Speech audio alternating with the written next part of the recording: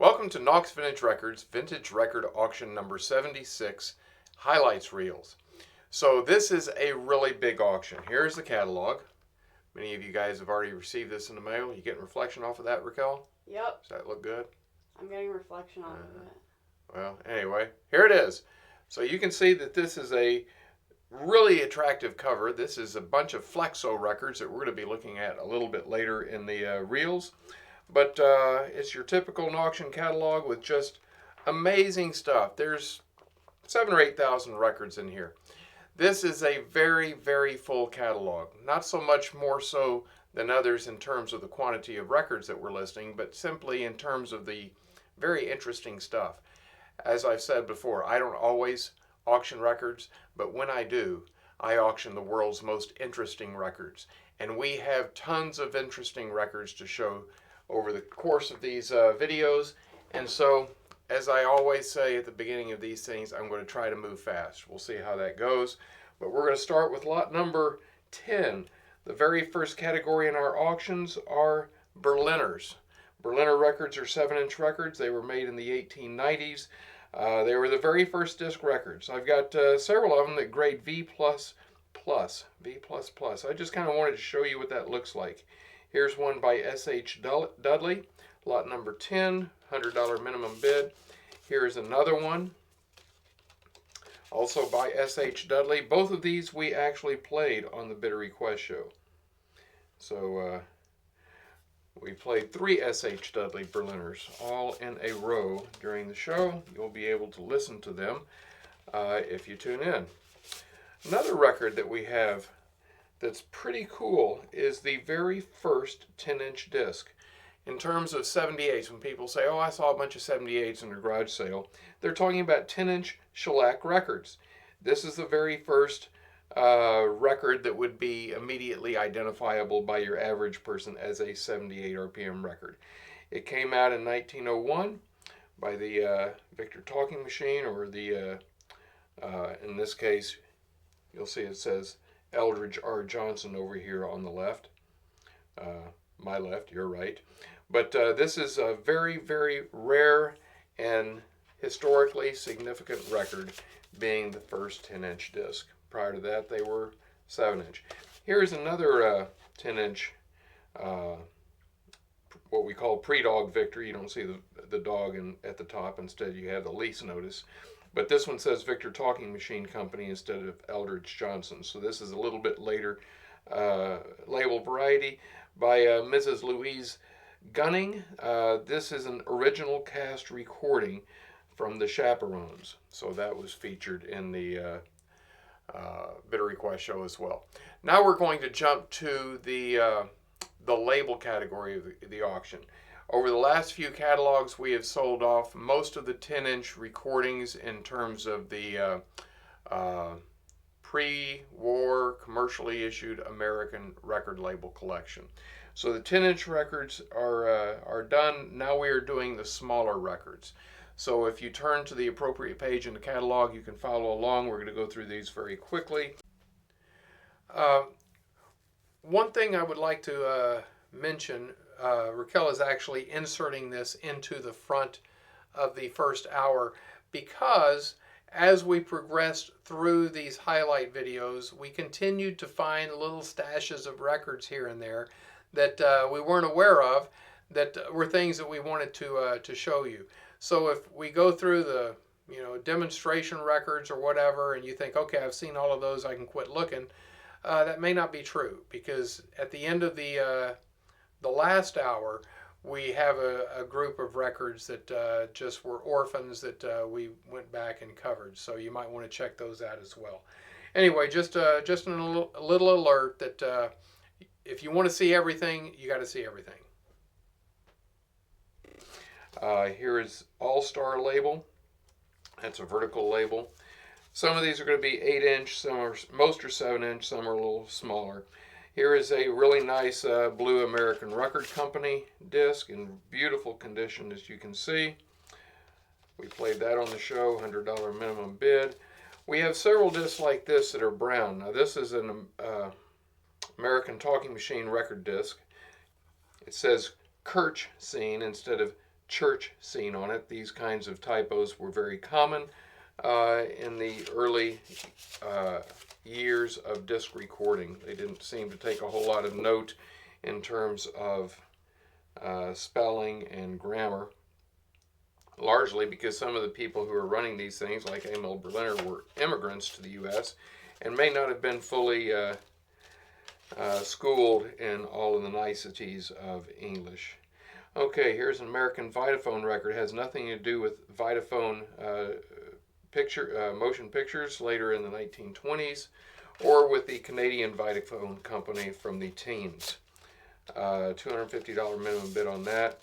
There's a lot that could be said on these records, but we're not going to get to it. You guys have a pause button if there's anything that you wish to see in more detail. Angel Phone.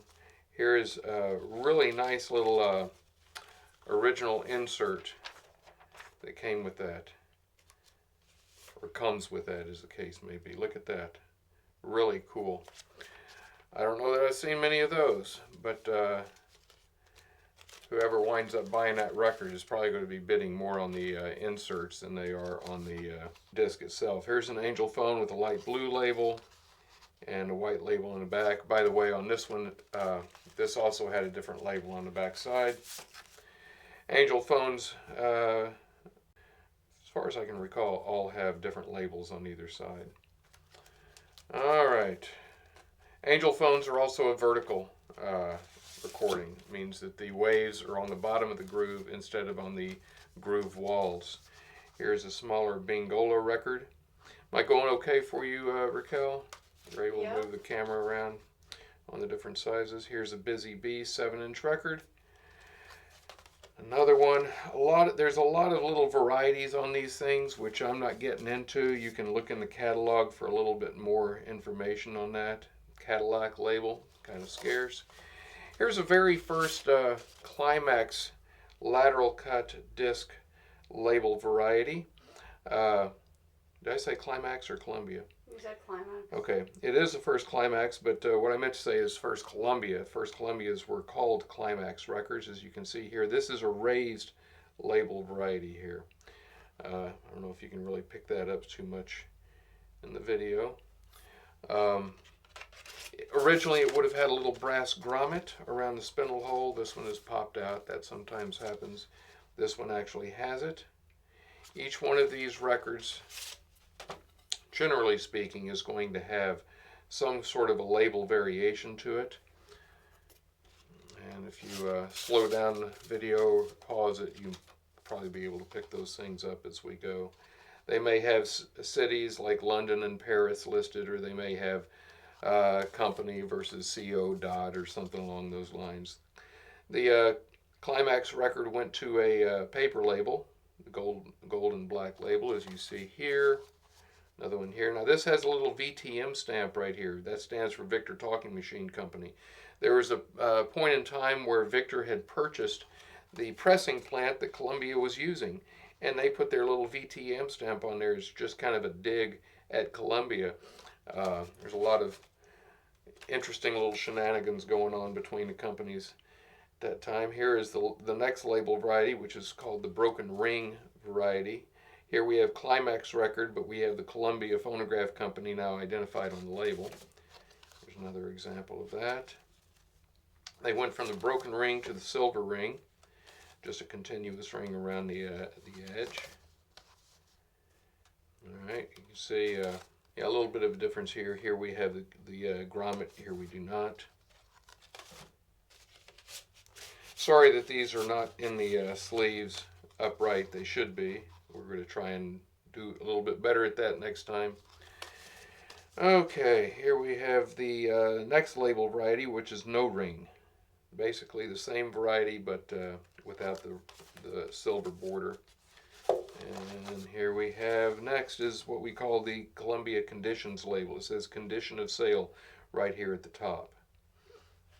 Okay. Again, these have different little variations if you study them. Then from the conditions label, we go to the grand prize label. It says grand prize here at the top. This is a very rare label on the 7-inch size. It's common on 10s, but very rare on 7s. And we have a couple of different varieties of the Columbia Grand Prize label here. Then this is something that we call the fleur-de-lis label. It has a little fleur-de-lis design right here at the 12 o'clock position. Sometimes these, at least on the 10-inch size, that particular label style will be found double-sided, not just single-sided. Now we go to a vertical label concert, and here is a lateral label cosmopolitan. That is a very rare label, and it appears both as a 10 and a 7-inch type of disc. Next up is Crescent, vertical label. Domestic, also vertical, and here is a very, very nice condition domestic sleeve. On these early records, sleeves in that shape do not turn up often, and they typically are very brittle and easily torn. Domino, another vertical recording. Two different label colors there. Here is an 8-inch Electrodisc.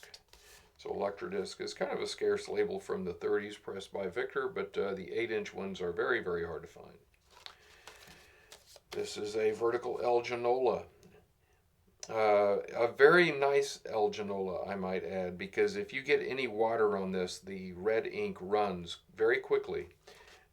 Don't get that wet. Don't brush a damp cloth across it. Here is a small early Emerson vertically recorded record. The vertical cuts will say so right here, and then have this verbiage at the bottom.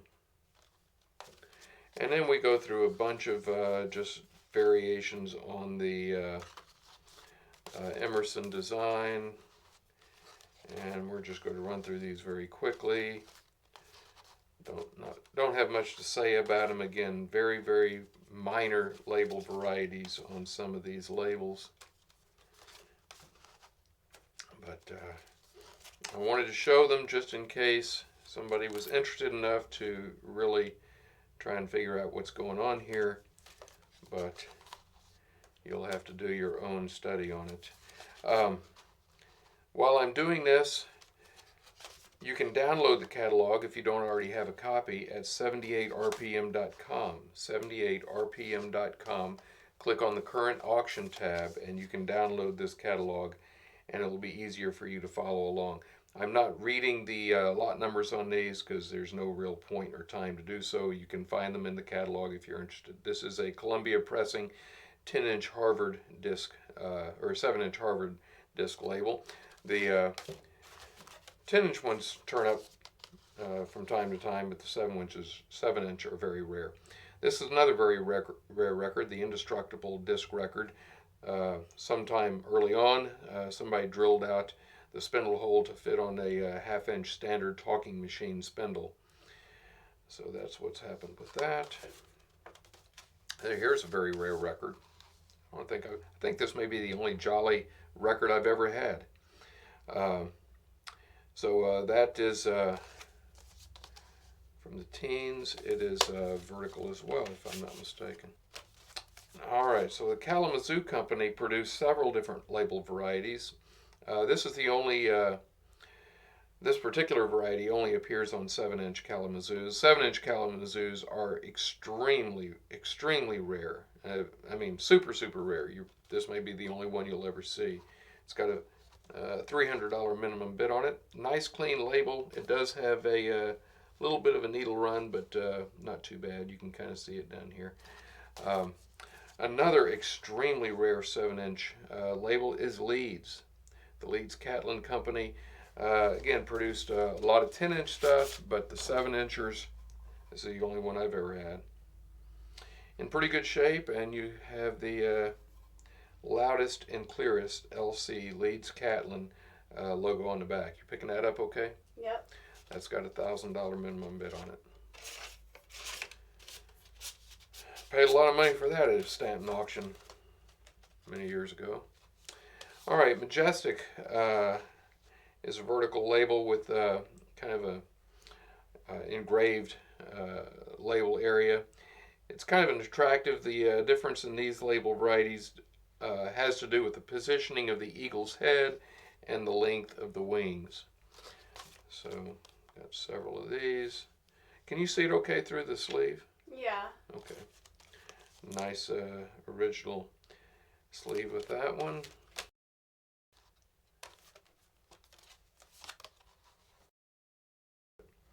You can see that the eagle wings are progressively getting smaller as we go on those Majestics. Here's Marathon.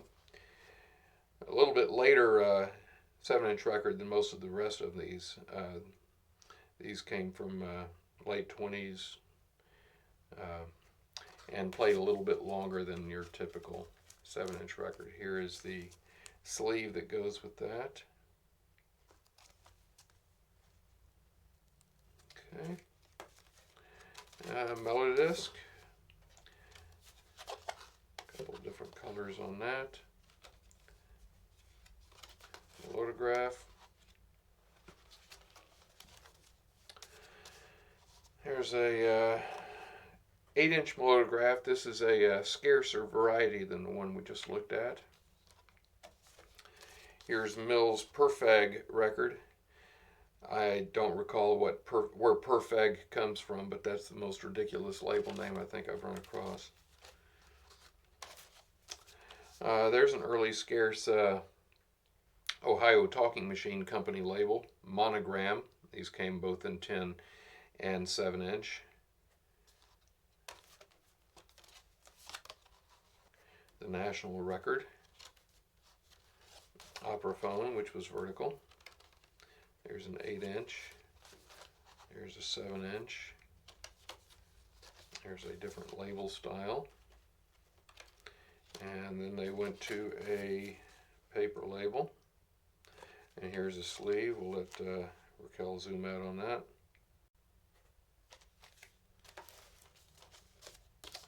Back to Operaphone in a maroon configuration. Same thing here with the sleeve. Alright. Here's Oxford. Oxford was a Sears and Roebuck brand and was pressed by a couple different companies. Columbia. Here is a Victor Oxford pressing. Those are a little bit harder to find. This one is Columbia. Here is a Leeds and Catlin Oxford.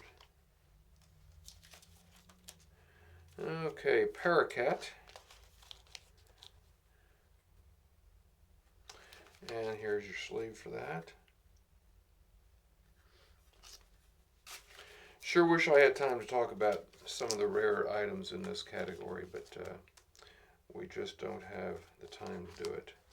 There's a Paracat also in original sleeve. Here's a Peerless recording. Looks very similar to a Columbia black and silver pressing because it is pressed by Columbia. Manufactured for the W.S. Simpson Company. Remington. This is the very first label that was issued by the Star Piano Company, makers of the later Jeanette label. So if you're interested in Jeanette material, this is the very beginning of it. This is a 7-inch Remington. We sold a 10-inch Remington in the, I think, auction 75. Both of those labels are super rare, whether 10 or 7-inch. You'll see right here it says, sold by the Star Piano Company, Richmond, Indiana, USA. All right, standard, kind of like that Peerless. Again, it looks just like a Columbia because it is a Columbia, made for the Standard Disc Company. I had mentioned the half-inch spindle cutout on that earlier record. That was added after the fact. This one came this way because it was made to play on a Standard Disc talking machine, which had a half-inch spindle on it. And here we have Sterling record. All right, continuing to blast our way through. We had some talk of photos. I think it was the last catalog. A whole slew of them. Here's one just as a label variety. We can see it's got an edge chip into the grooves here. And the talk photos had the Silent Screen Star's picture on the flip side. That one only has a $50 minimum bid because of the damage, but it is a rare record, and somebody will want to add it to their collection. So this is lot number 638, the Thomancophone demonstration record on the Triumph record label. Triumph record label, I think this is the only copy I've ever seen, and certainly I've never seen a Thomancophone.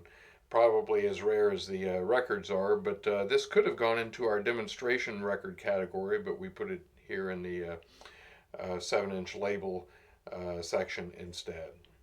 This, of course, is a vertical record. All right, your very first Victor Talking Machine Company recordings were on this label. Improved gramophone record manufactured by the Consolidated Talking Machine Company. So it doesn't say Victor on the label, it says Consolidated. That was the initial company name that Eldridge Johnson took, but later he renamed it.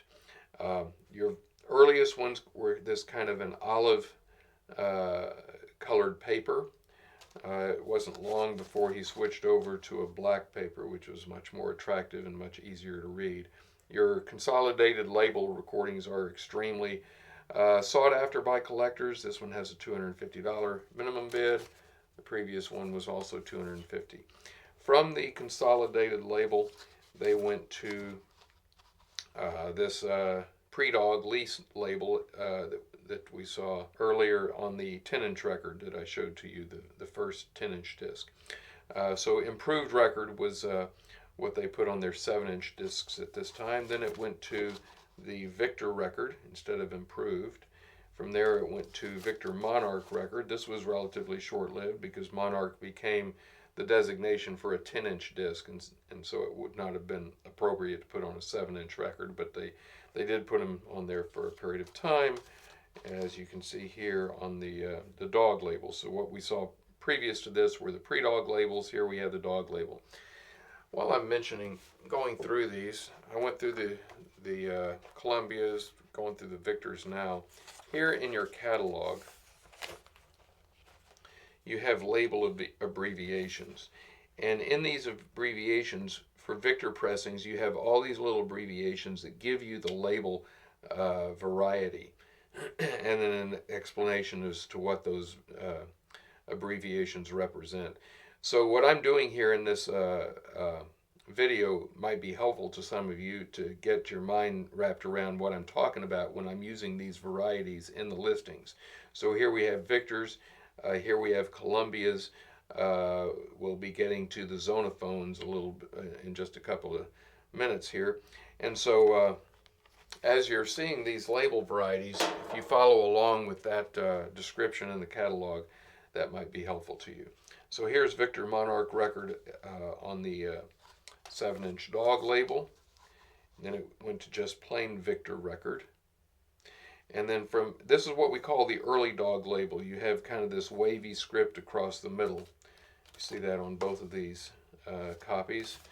Then we went to the later dog label, like this, where we just have Victor record straight across. So we have early dog Victor labels and later dogs.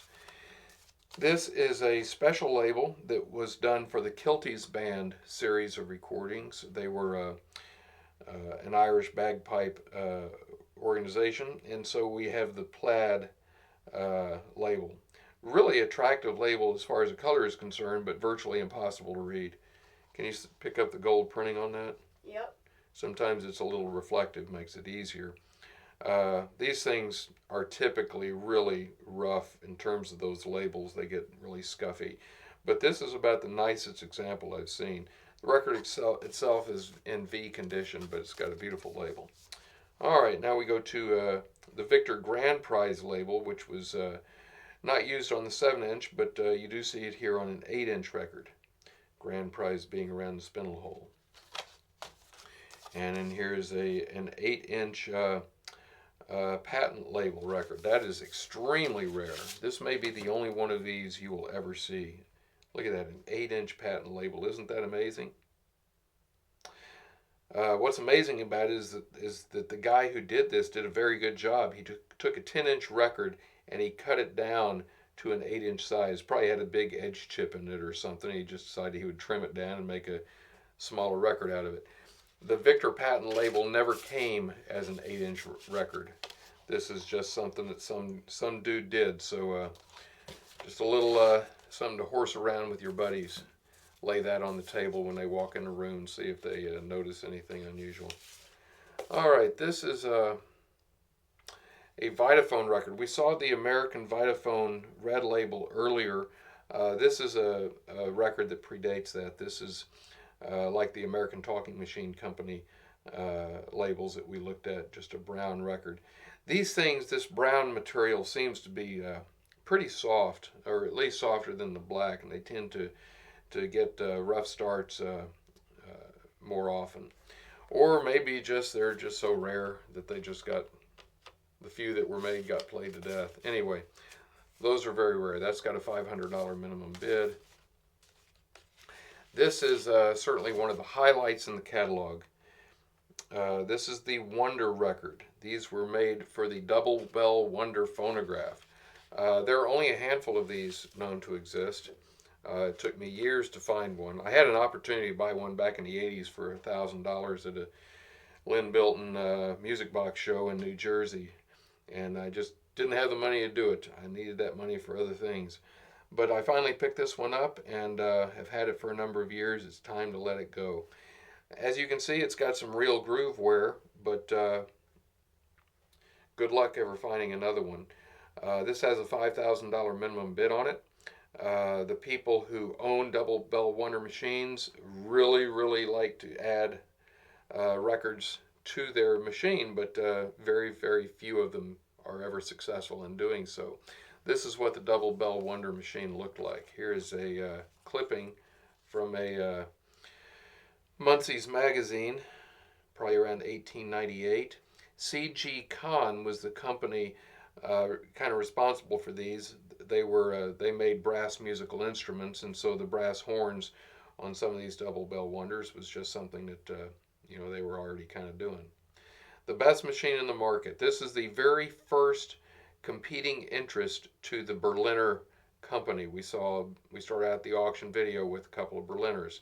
So this is the first label to come along to compete with Berliners. It was not successful, and that's why they are so rare. So you're probably going to be looking at I don't know, around a half a dozen of these things known to exist, and not many more than machines. I actually purchased one of those machines at the Cecil Dancer auction in California back in the early 90s. All right. That little advertising piece does go with the record. Okay, now we get into the Zonophone stuff. Zonophones were the first competing company to the Berliner interests that were actually successful. So this is what your original Zonophone would have been. It would have been basically a Berliner pressing with the Zonophone buffed out here at the top. It would have been buffed out of the metal part, not of this particular record itself. This is an interesting record. It's an English Berliner. You can tell by this area down here, with a Canadian stamp over here that's been buffed out and sold here in America.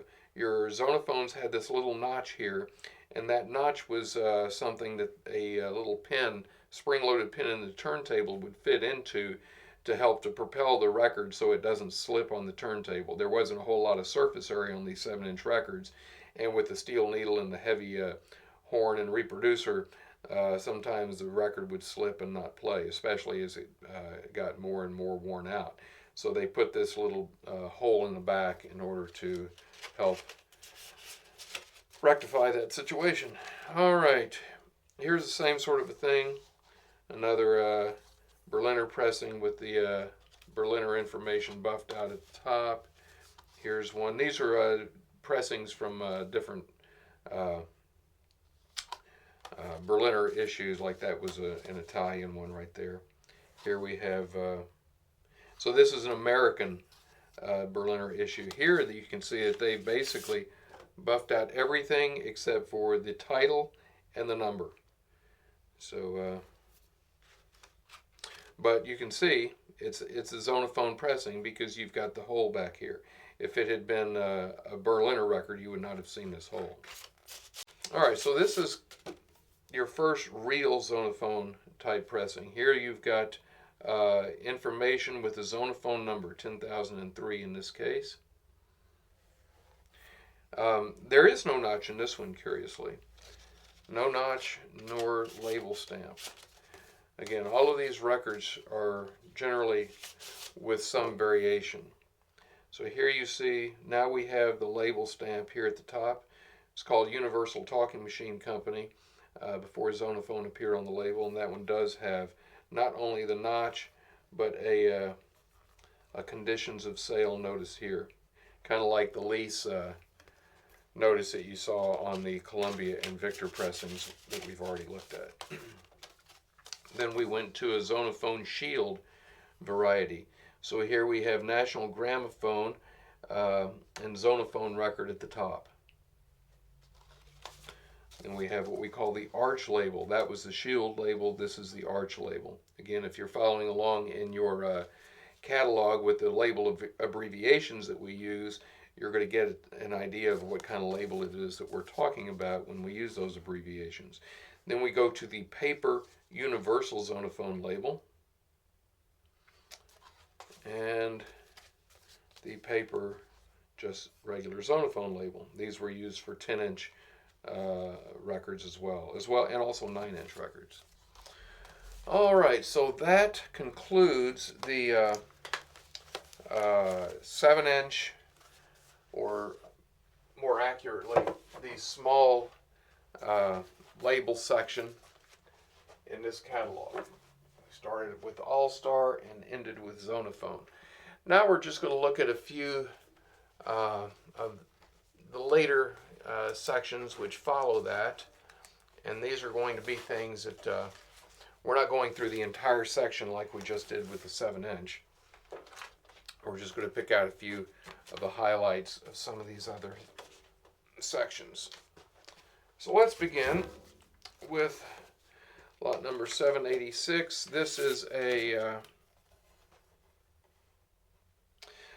Victor program transcription. Victor issued 33 RPM records to the public in the 1930s. Prior to that, 33 RPM was a speed that was only used in radio and soundtrack discs for motion pictures.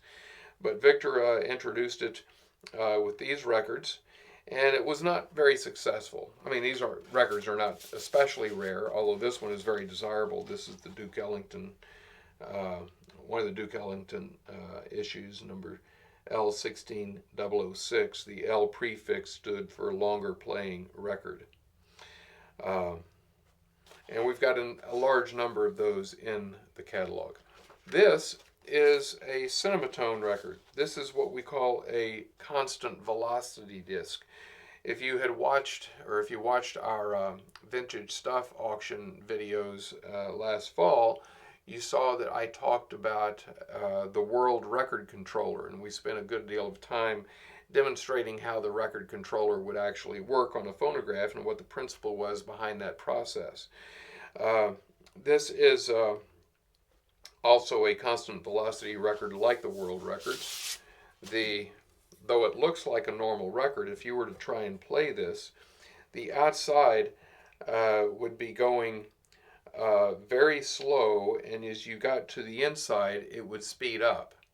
And what that did is it made the fidelity of the record basically constant all the way through, because the closer you get to the label on your typical record, the more distortion is introduced, and the lower, the less frequency response and so forth you get, because the velocity of the groove in relation to the stylus changes. Out here it's going very, very fast, but when you get in here it's going very slow, which is why, you can see on a ceiling fan, you can see the little arm pieces that are attached to the hub at the middle of the ceiling fan. You can follow that around with your eyes, but you can't follow around the end of the blades. It's the same idea here with the record.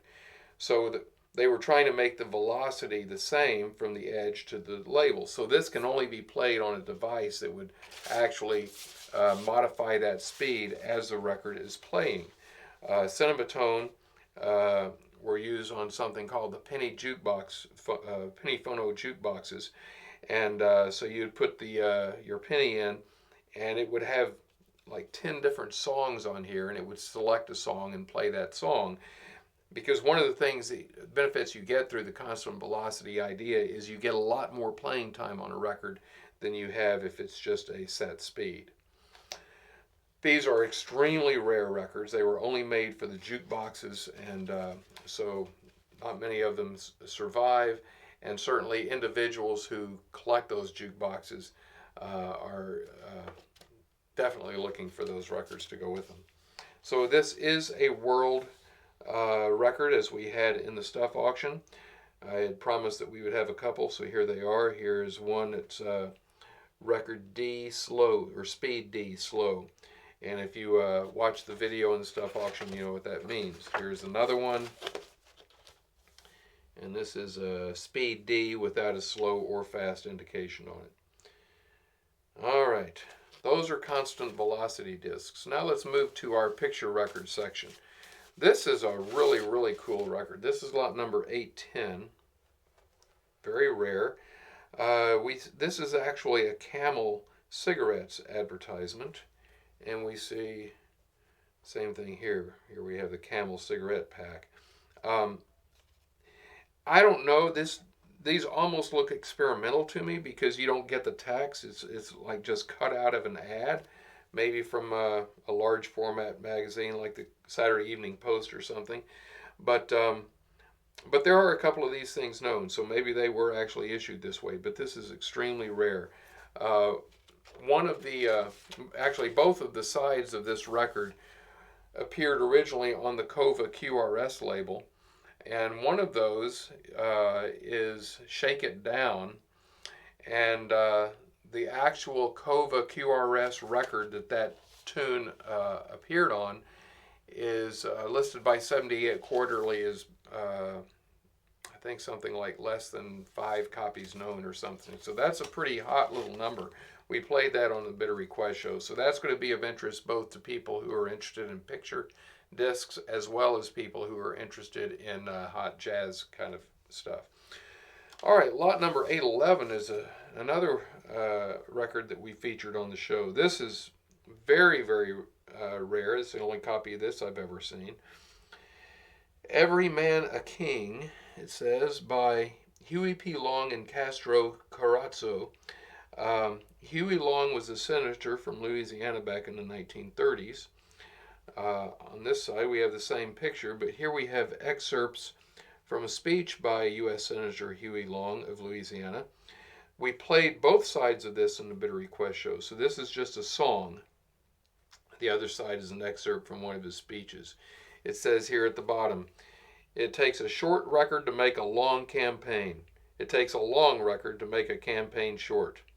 So whatever that means, that was, I guess, his campaign slogan. He was going to be running for president, I believe, in 1936, and was assassinated before that election occurred. That's got a $1,000 minimum bid on it, by the way. It's both of historic interest as well as a picture record. All right, so here we have a Vogue picture record. Vogue picture records are very common. They were issued in the later 1940s. Very colorful and very collectible. This particular one I'm showing simply because this has a factory reject stamp on it. So see if you can pick that up, Raquel. Right across the hindquarters of the horse there. Yep. So if they mess something up, they would stamp factory reject in it instead of destroying the records. Maybe because these things were so expensive to make. They had special record pressing carousels made up for these and so forth. It was quite a big elaborate deal. And maybe they just felt like, man, after spending all that money making that record, we don't want to destroy it. So I think they gave them away to plant employees and so forth. Here is a Vogue album, Society Rumbas. We have two other rumba lesson sets in the catalog, beginners and intermediate. This would be considered to be the advanced rumba set. This one is very scarce, doesn't turn up often. It's got a $250 minimum bid on it. The others turn up fairly regularly. All right, this is a picture disc that was made by RCA Victor. It comes inside of a book. So you've got a book here, you've got your pages with the story, and in the back you have your record. And this is what that looks like.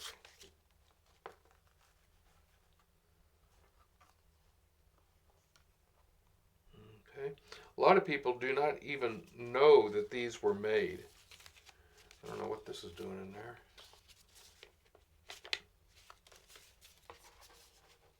I don't know that I can even get it out. All right. What we have here is a Russian 78 RPM 8-inch sleeve. We'll just leave it there. That's a bonus, but has nothing to do with the book and record situation. These are hard to find. There were, I forget how many of these. Not many. 2 or 3 records like this that Victor did. All right, here we have the earlier Victor picture disc series, which is much more sought after and very, very cool records. These are the 7-inch Winnie the Pooh set, 3-record set. They all have the same design on both sides. And this set is in very nice E-, condition. The pictures on that are a little bit more vibrant. This other one that I just showed you is not light colored due to record wear. It's just that the ink on the press was apparently a little different. So that's what your Winnie the Pooh set looks like, and there is your original album that went with them. Finding the original album is also a difficult task. That set, by the way, has a minimum bid of $500. Then we have the 2-record Raven set by Edgar Allan Poe. Leopold Stokowski is the one who recorded that with Benjamin DeLoach, the reader of Poe's poem. This particular set came in several different configurations in terms of what's recorded in the grooves and the picture that was associated with that particular recording. So there's, I think, at least 3 different coupling variations on that set. This is a very rare and extremely nice example of Victor 17-5003. It's lot number 852 in the catalog. Has a $1,500 minimum bid. We played one of these sides on the Bidder Request show. Really nice shape. These records are prone to lamination cracks, and this one I don't think has any. It's got a couple of very, very tiny little spindle flakes you may have noticed. All right, Goodson records sometimes appear in our flexible disc section. Sometimes they appear in the picture record section. Technically, they are picture records because we have design elements in the grooved area. All right, so we see here printed what's on either side of the record. And Goodsons do tend to warp like this, get a little curly, but if they're not too bad, you can get them to play without much trouble. This one shouldn't be too difficult. And there is a German Goodson sleeve. You can see the logo here, the fingers holding the curled record. Unbreakable. All right, this picture disc was actually issued in 1982, but it is a 78 RPM record. A couple of recordings from the Gramophone Company, 1931, of Louis Davids, who was a Dutch artist. This is his picture here. And it's just a nice record. It says there, Remember, just kind of a commemorative disc to honor Mr. Davids. There's your original sleeve and the front of it. Really, really nice dance band selections in Dutch. And we played one of those sides in the Bitter Request show. Then we have some Saturn records.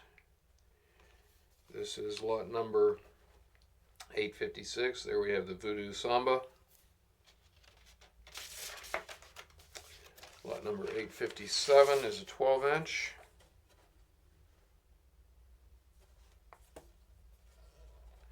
And we have a little edge chip here, little delamination, but it does not affect the playing of the record.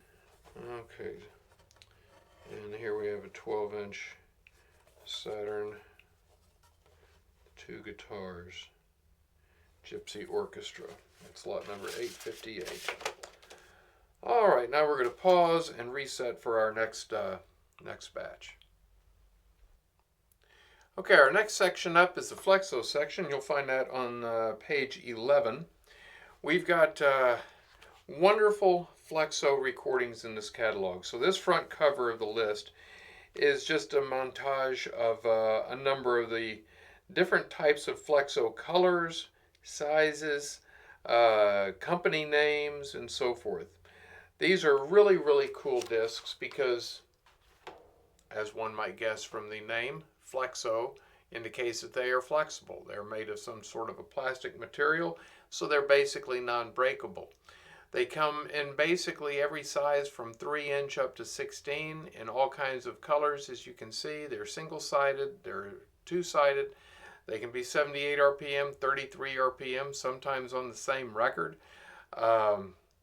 They typically have labels that are printed on the disc itself, but sometimes they will have paper labels.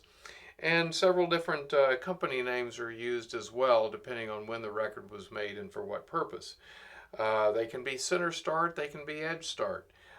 They're just all kinds of different things. I guess the closest thing to Flexo that we see in the record world would be Durium and Hit of the Week records. Those were also flexible records. However, those were all single-sided, whereas the Flexos can be single or double.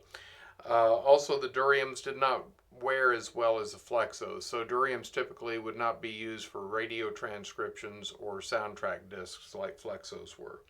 But like Flexos, Duriums were recordings that were done for all kinds of different purposes. Advertisements, promo discs, poetry reading, special pressings, vanity pressings, all that kind of stuff. So a lot of the wide variety of material that you find on Flexo and Durium can be the same. So anyway, let's go ahead and start. We're going to get the Unity records out of the way first because that comprises a large chunk of these. They were Flexo's largest client. And I'm not sure exactly when they started pressing records for Unity. It was probably around 1920 or 4, so the company itself started around 1923. So the Unity School of Christianity was based in Kansas City, where Flexo, or Jesse Warner, who created the company, moved fairly early on in the operation. He started out in Canton, Ohio, moved to Kansas City, and then from there went to California. But the Unity account was one he picked up pretty early on, and it existed for some time. So here's a Flexo, an early Flexo with a paper label. This is actually got a date on it, very nice, February 1925. So the Unity School would send out these little discs to their members or subscribers. These happen to be black flexible records. Here we see, instead of the paper label, we see the information stamped right there on the disc itself. Here's one with the remnant of the sleeve that came with it, which is kind of cool and hard to find. Put that back and hope not to mess it up. And we're not going to go through all of these. You'll see differences in label style, like here's the Unity Prosperity record with the Unity Healing record on the back, also 1925. Then we went to this label style with kind of the winged motif at the top. Here's one attached to a card. This is kind of interesting. So Flexo did a number of these postcards, so it was detached here, but this probably would have been where the flap of the card that had the mailing address and stamp on it would be. So here we have prosperity statement on a smaller disc without any information on the disc itself. Disc is just stapled to the record.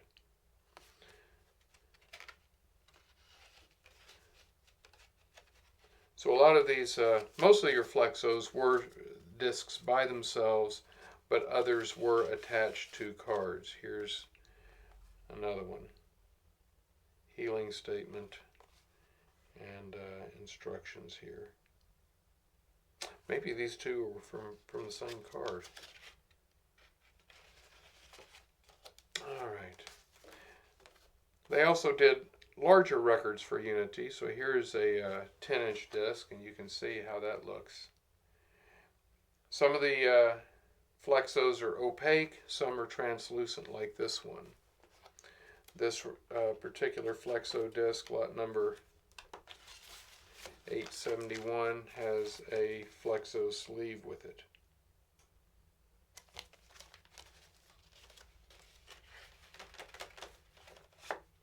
Here is a Flexo record, Unity record with the record insert, record number 400, The Prayer of Faith, backed by the Unity Workers Song. In case you care to sing along with your record, there you have the music to do so. And here's another Unity label style. And another Flexo sleeve style. Okay. Here's a Flexo sleeve style.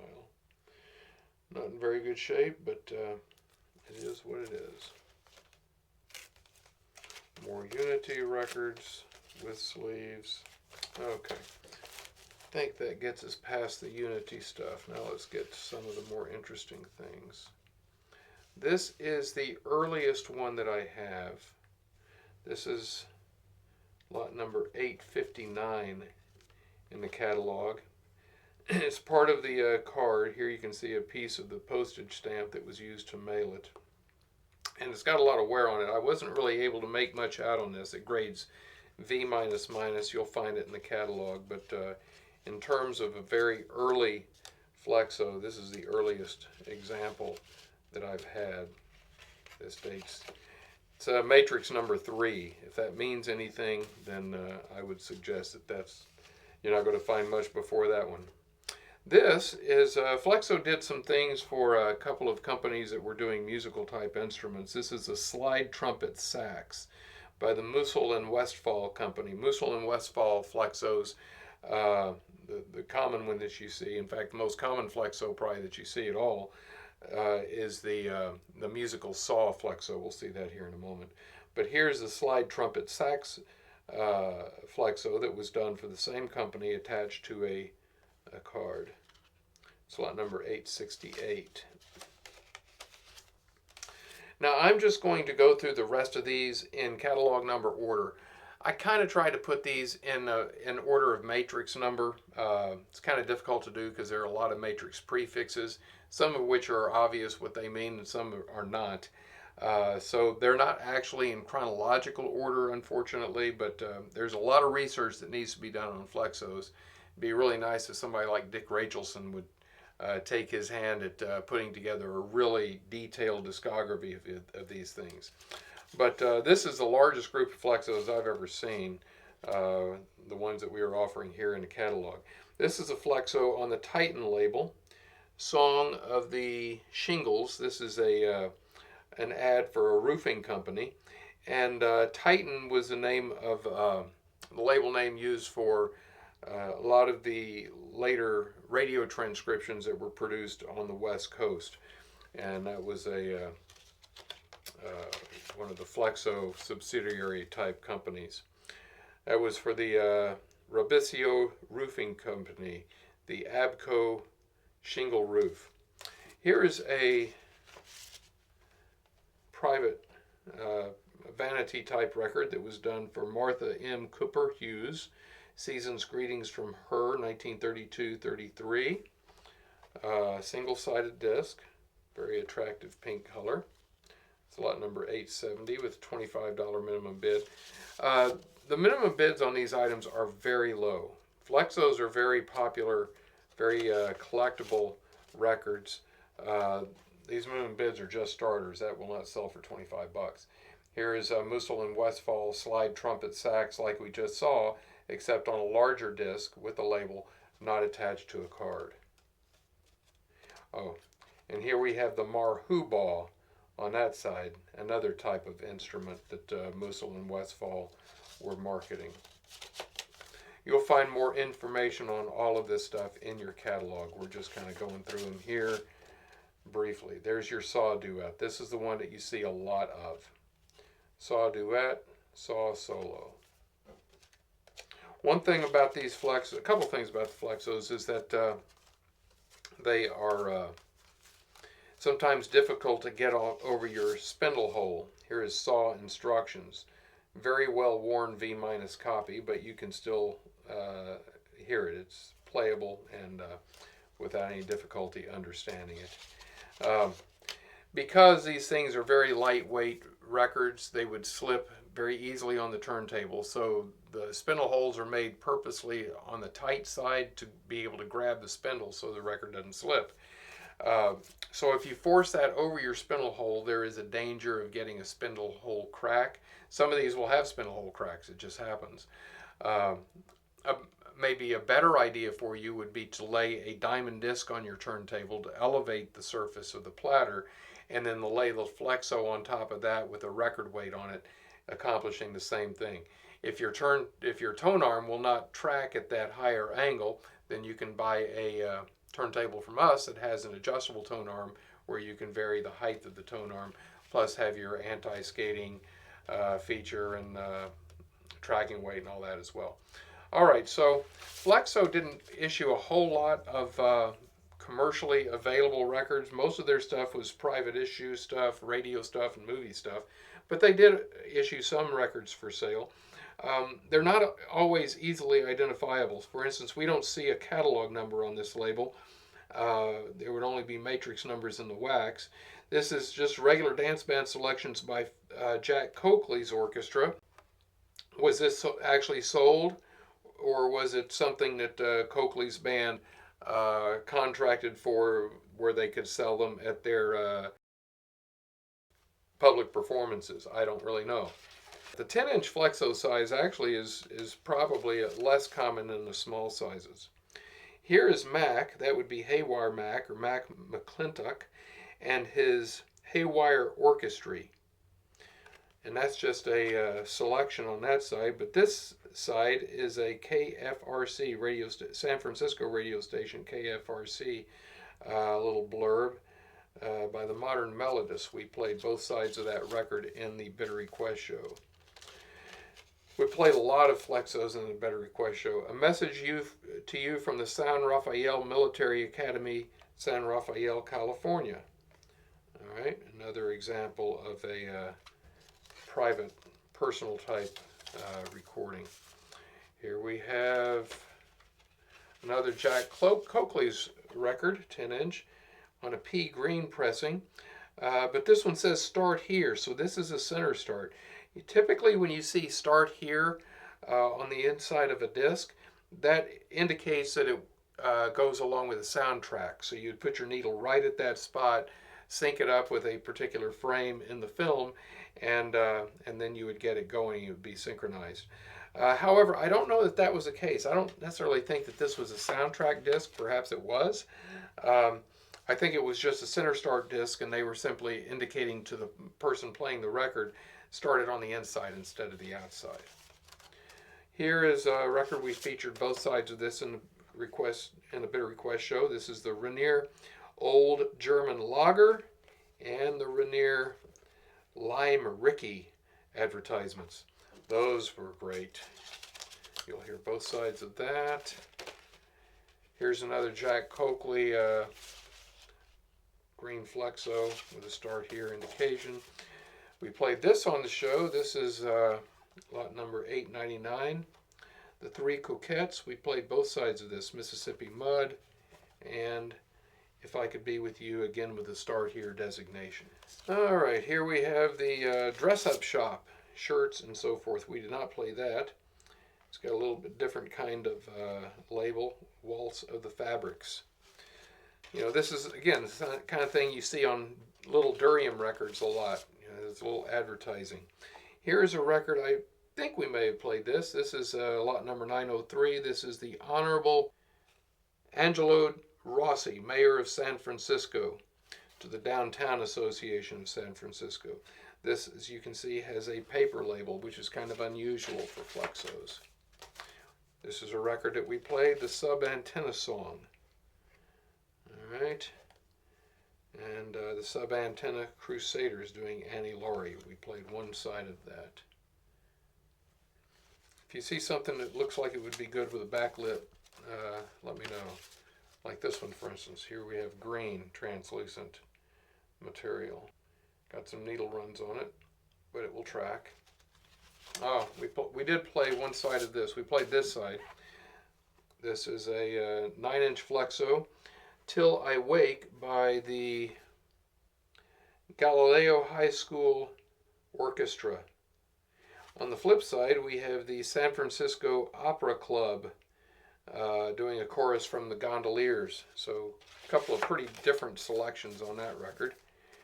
This is another personal recording, I guess, where if you didn't want to pay enough money to get everything printed on the label, you could just have the label that you could write in the information yourself. This is by a Mr. Detweiler, who was a tenor and did a lot of recording on the San Francisco radio station that we just referenced, and did make a few Flexos. We played one of his in the auction, and these had the original sleeves with them, as you can see here. Mr. Victor Detweiler, Ma Paris from Martha, that's the one that we played. Okay, here we have the Buccaneers Quartet. I don't think we played any Buccaneers Quartets in this particular Bitter Request show, but I think we have played one or two Buccaneers things in previous Bitter Request shows. So we've got a couple of those, same lavender type pressings. We played this one. This is very interesting. This is a sample record. It's a very, very cool sample record. You'll have to listen to the show to find out what that's all about, but it's definitely worth listening to. This side is 33. This side is 78. And I think maybe one side may have been center start and one edge start. I don't recall. Then this is the same thing, but different takes. And the one that we played, I don't remember which one it was great. It'd be interesting to see how the different takes match up. Okay, this is an interesting Flexo. No information on this at all. One side is largely silence with a few comments, including some guy saying, I forget what he's saying, but you'll hear a guy making some remark on it. But the flip side is a perpetual motion piano solo by Von Weber, depending on how you care to say it, by what sounds to be like a young kid, maybe 10, 11, 12 years old before his voice broke. But if that's a young kid playing that, it's a pretty remarkable record. It's very good. Here we have the Shrine Song. This is by the Islam Temple Band, fraternal organization. $50 minimum bid on that, lot 924. This one's interesting. The Priormore Concert Orchestra, parts 1 and 2. It says use Victor halftone needles. Most of these just say use a new needle, but this one actually specifies Victor halftones. This HFE right here, HFE Inc., that's Hollywood Film Enterprises. These also turn up fairly frequently. There were 3 of these done by Luella Parsons, who is a gossip columnist with various actresses. So this one is the, what is that? Norma Shearer. They have their pictures on the back, kind of like the talk photos that we featured not long ago. Now this is exceptionally nice. Look at that. A Wee Tots record number 1. I have no idea how many of these were in a series. This is the only one that I recall ever running across. This is on the unused postcard mailer. Look at that. It's never even been folded. You will never find one in that condition. That is beautiful. Most of the time, the top portion is detached, as we saw in the couple of things that we showed earlier. But here you have really delightful graphics along with that record. I wanted to play this on the Bitter Request show, but you can see how close the stylus has to come to that spindle. And the turntable we were using in the studio would not do it. I have another turntable that would, but we just didn't have the time to drag that in and hook it all up and everything, so we moved forward. But that is an exceptional recording. It's got a $100 minimum bid on that. We did play this. This was a viola solo by Emil Hall. A very nice record. Very, very well recorded. Beautiful sound. Okay, another Coakley Flexo. This is interesting. This has the Flexo with the Mexo Flexo designation to denote a record that would have been sold presumably in Mexico. It's got Spanish language in the ribbon here this time by Jack Riley's orchestra. But on this side, we have English and no Mexo Flexo. So I guess you could sell this wherever you wanted to. I think I had wanted to play La Luz on the show, and unfortunately it didn't happen. You can see also on this one it says force down over pin. Just another indication of how these spindle holes can be tight on the spindle. Okay, what do we have here? The Strawberry Roan. That's a cowboy song. You might know that from Marty Robbins' recording.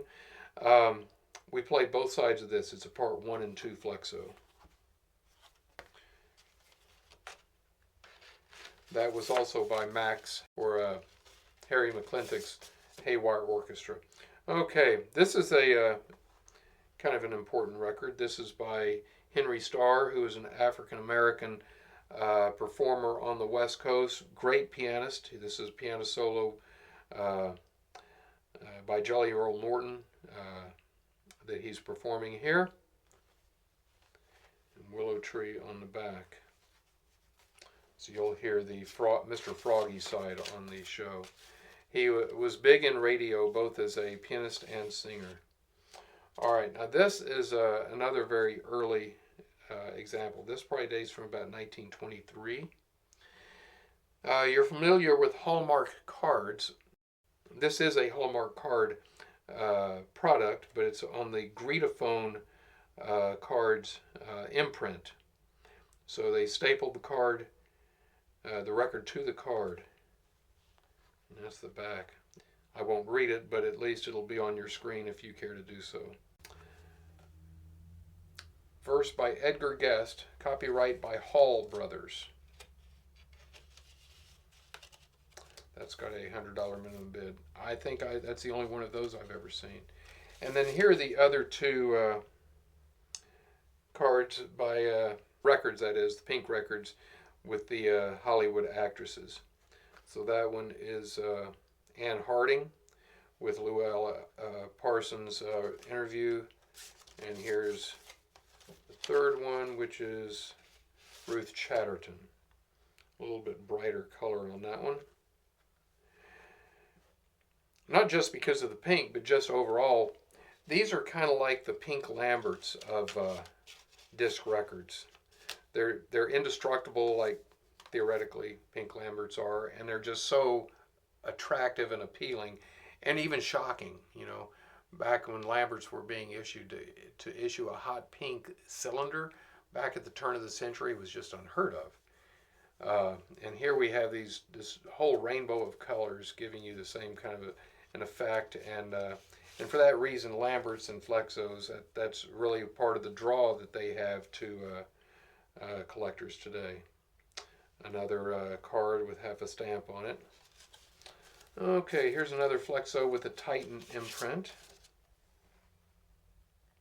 Season's greetings from the MJB Demitas Review. That was a radio program. And this is a fabulous record. We played both sides of this. Oh my gosh, it was something you're going to need to hear. And then here's another Titan, Season Greetings from the Demitas Review. Okay, so this is the same as the one we just showed you. Obviously different color. But different takes of the same thing. All right, and then we have this, which is a Warner imprint, a Warner product. Why he did it on this particular record, I have no idea. Two selections by Irene Bennett. I assume that this is a vanity recording. She's a very good singer, though. We played one side of that. And we closed out the Flexo section with something that's not quite as Flexo as the others. This is an aluminum disc. This is made in the late 30s, maybe early 40s. But Mr. Warner basically left the Flexo deal and started getting into sound recording booths like you'd find at a fair or someplace, and to make a vocal snapshot of yourself, and that's an example here. So you have Warner's name, recorded by Warner Automatic Voice Studio. All right, so that takes care of the Flexo section in this catalog.